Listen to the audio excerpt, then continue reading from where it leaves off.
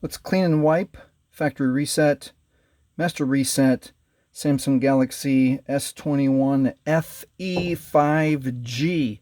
We're going to hold down the power button and volume up at the same time. Samsung logo is going to come up. It's immediately going to go to the Android menu. We are going to scroll down with the volume buttons, wipe data, factory reset. We're going to hit OK with power. We're going to confirm, scroll down with the volume, factory data reset.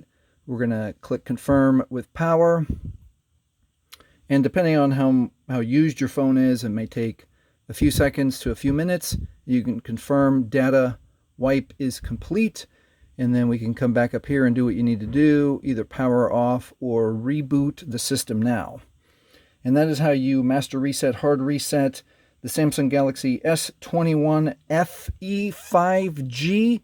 Please leave a like, please subscribe. Thanks for watching.